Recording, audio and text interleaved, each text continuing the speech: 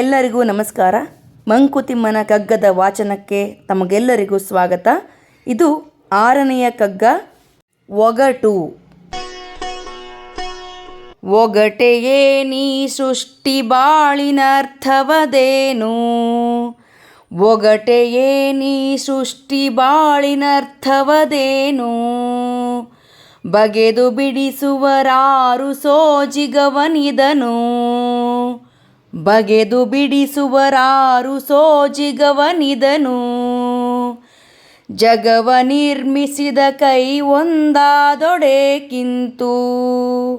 ಜಗವ ನಿರ್ಮಿಸಿದ ಕೈ ಒಂದಾದೊಡೆಕಿಂತು?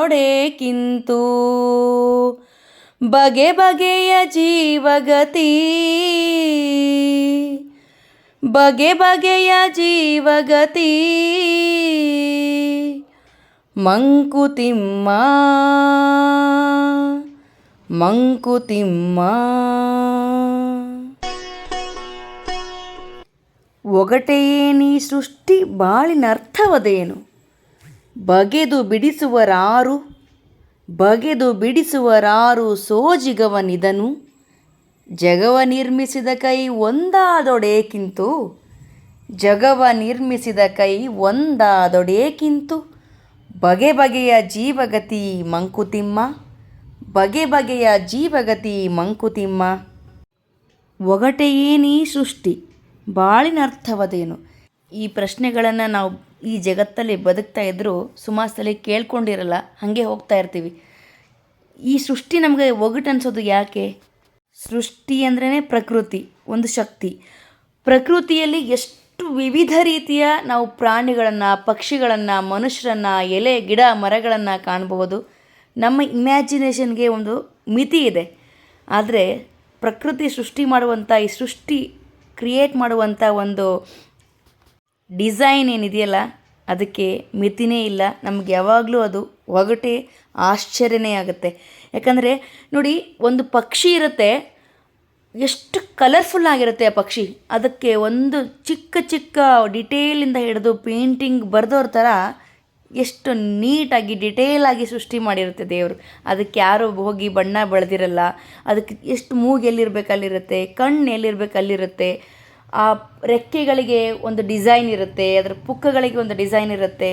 ಹೀಗೆ ಎಲ್ಲ ಪ್ರಾಣಿಗಳಿಗೂ, ಎಲ್ಲ ಪಕ್ಷಿಗಳಿಗೂ, ಎಲ್ಲ ಎಲೆಗಳಲ್ಲಿ ಎಷ್ಟು ವಿವಿಧ ರೀತಿಯ ಎಲೆಗಳನ್ನು ಕಾಣ್ಬೋದು ಅಲ್ವಾ? ಈ ಸೃಷ್ಟಿ ಒಗಟೆ ಅಲ್ವಾ? ಇದು ಹೇಗೆ ಮಾಡಿದರು, ಯಾರು ಮಾಡಿದರು, ಯಾವ ಟೈಮಲ್ಲಿ ಮಾಡಿದರು, ನಮಗೇನು ಗೊತ್ತಾಗತ್ತಾ? ಇಲ್ಲ.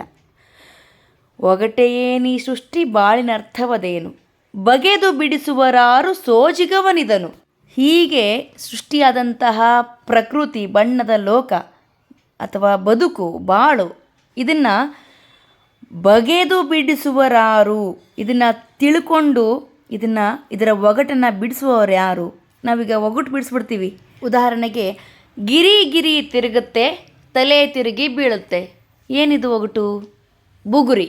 ಗಿರಿಗಿರಿ ಅಂತ ತಿರುಗಿ ವಾಪಸ್ ಅದು ಬಿದ್ದುಬಿಡುತ್ತಲ್ಲ, ಅದಕ್ಕೆ ಬುಗುರಿ ಅಂತ ಒಗಟು ಬಿಡಿಸ್ಬಿಡ್ತೀವಿ. ಆದರೆ ಈ ಸೃಷ್ಟಿಯ ಬಾಳಿನ ಅರ್ಥವನ್ನು, ಅದರ ಒಗಟನ್ನು ಬಿಡಿಸೋದು ನಮಗೆ ಕಷ್ಟ. ಯಾರು ಬಿಡಿಸೋರು ಅಂತ ಡಿ.ವಿ.ಜಿ. ಅವರು ಕೇಳ್ತಾರೆ ಅಲ್ವಾ? ಜಗವ ನಿರ್ಮಿಸಿದ ಕೈ ಒಂದಾದೊಡೆಕಿಂತು? ಬಗೆ ಬಗೆಯ ಜೀವಗತಿ ಮಂಕುತಿಮ್ಮ. ನಾವೆಲ್ಲ ಹೇಳ್ತೀವಿ, ಈ ಜಗತ್ತನ್ನು ಸೃಷ್ಟಿ ಮಾಡಿದ್ದು ಭಗವಂತ, ಒಂದು ಶಕ್ತಿ ಅಂತ ಹೇಳ್ತಿರ್ತೀವಿ. ಒಬ್ಬನೇ ನಿರ್ಮಿಸಿದ ಅನ್ನೋದಾದರೆ ಯಾಕೆ ಇಷ್ಟೊಂದು ವೆರೈಟಿ, ಬಗೆ ಬಗೆಯ ಜೀವಗತಿ? ಎಷ್ಟು ಮನುಷ್ಯರಲ್ಲೇ ಎಷ್ಟು ಹಲವು ವಿಧವಾದಂತಹ ಕ್ಯಾರೆಕ್ಟರ್ ಇರುವಂಥ ಮನುಷ್ಯರಿದ್ದಾರೆ. ಆಮೇಲೆ ಗಿಡ ಮರಗಳಲ್ಲಿ ಎಷ್ಟು ವಿಧಗಳು, ಆಮೇಲೆ ಪಕ್ಷಿ ಪ್ರಾಣಿಗಳಲ್ಲಿ ಎಷ್ಟು ವಿಧಗಳು, ಆಮೇಲೆ ನೆಲ ಮಣ್ಣುಗಳಲ್ಲಿ ಎಷ್ಟು ವಿಧಗಳು, ಕಲ್ಲುಗಳಲ್ಲಿ ಎಷ್ಟು ವಿಧಗಳು, ನೀರುಗಳಲ್ಲಿ ಎಷ್ಟು ವಿಧಗಳು ಅಲ್ವಾ? ಯಾಕೆ ಇಷ್ಟೊಂದು ಬಗೆ ಬಗೆಯ ಜೀವಗತಿ ಒಬ್ಬರೇ ಕ್ರಿಯೇಟರ್ ಇದ್ದರೆ? ಇದಕ್ಕೆ ಒಬ್ಬ ಚಿತ್ರಕಲಾವಿದನನ್ನು ಉದಾಹರಣೆಯಾಗಿ ತಗೊಂಡ್ರೆ ಹೇಗಿರುತ್ತೆ ಅಂದರೆ, ಒಬ್ಬ ಚಿತ್ರಕಲಾವಿದ ಇದ್ದಾನೆ. ಅವನು ಯಾವಾಗಲೂ ಒಂದೇ ಥರದ ಚಿತ್ರವನ್ನು ಬಿಡಿಸ್ತಾನ? ಇಲ್ಲ ಅಲ್ವಾ? ಯಾವಾಗಲೂ ಹೊಸದನ್ನು ಪ್ರಯತ್ನ ಪಡ್ತಿರ್ತಾನೆ, ಹೊಸದನ್ನು ಸೃಷ್ಟಿ ಮಾಡ್ತಿರ್ತಾನೆ. ಅವನಿಗೆ ಹೋಗಿ ಇಲ್ಲಪ್ಪ ದಿನಾನು ಒಂದೇ ಕಲರಲ್ಲಿ, ಒಂದೇ ಬಣ್ಣದಲ್ಲಿ, ಒಂದೇ ಜೀವಿಯನ್ನು ಸೃಷ್ಟಿ ಮಾಡು, ಒಂದೇ ರೀತಿ ಪೇಂಟ್ ಮಾಡು ಅಂತಂದರೆ ಅವನು ಎಷ್ಟು ದಿನ ಮಾಡ್ತಾನೆ? 1 ಮಾಡ್ಬೋದು, 2 ಮಾಡ್ಬೋದು, 3 ಮಾಡ್ಬೋದು, 4, 5 ಮಾಡ್ಬೋದು. ಅದಾದಮೇಲೆ ಬೋರ್ ಆಗುತ್ತೆ, ಬೇಜಾರಾಗುತ್ತೆ. ಹೊಸದನ್ನು ಬರಿಬೇಕು ಅಂತ ಅನ್ನಿಸ್ತಾ ಇರುತ್ತೆ ಅಲ್ವಾ? ಅದಕ್ಕೆ ಅವನು ಬೇರೆ ಬೇರೆ ಬಣ್ಣಗಳನ್ನು ಬಳಸ್ತಾನೆ, ಬೇರೆ ಬೇರೆ ಆಕೃತಿಗಳನ್ನು ತಯಾರು ಮಾಡ್ತಾನೆ, ಅವಕ್ಕೆ ಬೇರೆ ಬೇರೆ ಬಣ್ಣಗಳನ್ನು ತಯಾರು ಮಾಡ್ತಾನೆ. ಹೀಗೆ ಬೇರೆ ಬೇರೆ ಕಲಾಕೃತಿಗಳನ್ನು ಸೃಷ್ಟಿ ಮಾಡ್ತಾನೆ.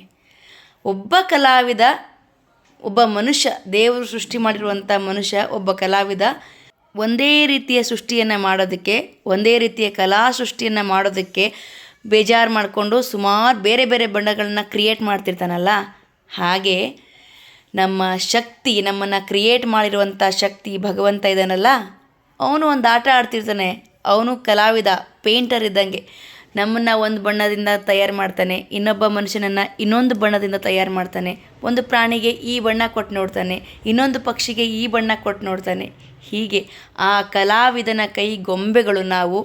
ಹಾಗಾಗಿ ಈ ಬಗೆ ಬಗೆಯ ಜೀವಗತಿಗಳಿರಬಹುದೇ?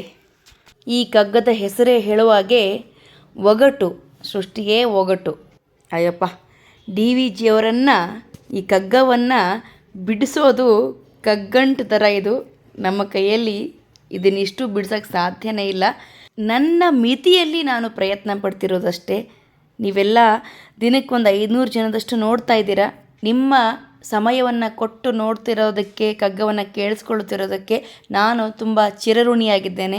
ನಮಸ್ಕಾರ. ಡಿ ವಿ ಜಿಯವರು ಹೇಳಿದ ಈ ಅನುಭವವನ್ನು ನಾನು ಪಡ್ಕೋಬೇಕು ಅನ್ನೋ ಕಾರಣಕ್ಕೆ ಅವರ ಮಂಕುತಿಮ್ಮನ ಕಗ್ಗವನ್ನು ಓದ್ತಾ ಇದ್ದೀನಿ. ಅದನ್ನು ನನಗೆ ತಿಳಿದಿರುವ ಮಟ್ಟಿಗೆ ಸಾಧ್ಯವಾದಷ್ಟು ನಿಮ್ಮ ಜೊತೆಗೂ ಹಂಚಿಕೊಳ್ಳುವ ಪ್ರಯತ್ನ ಮಾಡ್ತಿದ್ದೀನಿ. ತಪ್ಪಾದರೆ ಕ್ಷಮಿಸಿ, ತಿದ್ಕೊಂಡು ಮುಂದೆ ಹೋಗ್ತೀನಿ.